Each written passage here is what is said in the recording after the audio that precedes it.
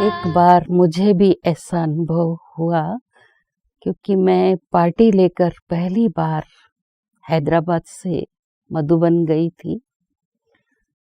जो मेरे साथ आए थे कुछ भाई बहनें, उन्होंने प्रीतम बहन जी को बताया था हमारी पवित्रता 1 मास की है, और एक भाई ने कहा कि मेरे परिवार वाले ज्ञान में नहीं हैं, आप मधुबन नहीं जाने देंगे, इसलिए पहले नहीं बताया, अभी बता रहा हूँ, मेरे को थोड़ा बीच बीच में प्याज खिला देते हैं।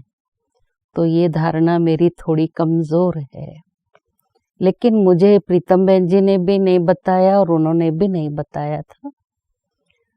जैसे ही हम दीदी जी से मुलाकात करने के लिए गए कमरे में, तो दीदी ने पहले बहुत अच्छा ज्ञान युक्त बातें की, बहुत प्यार से मिले, और जब टोली दे रही थी, जिस युगल की धारणा कम थी, कम समय की, उनको कहा, भाई जी आपकी पवित्रता तो 1 मास की है ना।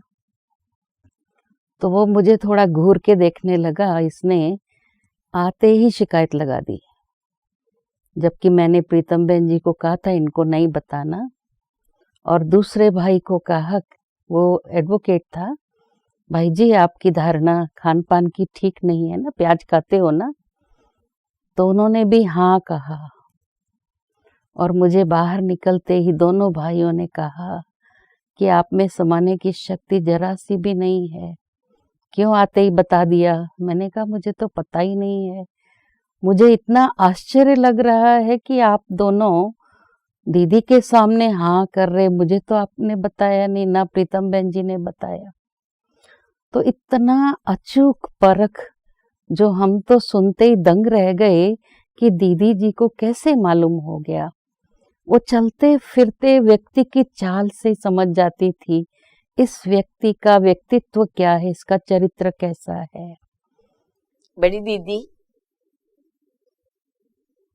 कैसे अपना कार्य कारोबार करते और कराते थे, उसी संबंध में जब मैं अहमदाबाद में सेंटर संभालने लगी, सेंटर इंचार्ज बन करके, तो बड़ी दीदी ने मुझे एक ड्यूटी दी कपड़ा खरीदने की। तो इस कपड़ा खरीदने की ड्यूटी में होने कारण एक बार मैं कपड़े का सैंपल्स लेकर के बड़ी दीदी से पास कराने के लिए पांडव भवन गई थी। तो मैं और दादी और दीदी और एक और बहन थी, हम लोग बैठे हुए थे, और इतने में किसी ने आकर के समाचार दिया किसी के शरीर छोड़ने का। तो जब वो बात सुनने के कुछ घड़ियों के बाद बड़ी दीदी ने कहा, दादी देखा आपकी बड़ी दीदी फेल हो गई। तो दादी ने पूछा कि दीदी आप क्या कहते हो। बोला देखा नहीं, मृत्यु का समाचार सुनते ही मैंने आश्चर्य व्यक्त किया, मुझे ड्रामा भूल गया और मैं आश्चर्य में आ गई, मेरा साक्षी भाव नहीं रहा।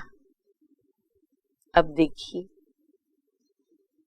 दीदी जी का स्वयं के पुरुषार्थ एवं स्वयं की स्थिति के प्रति कितना महीन चेकिंग था।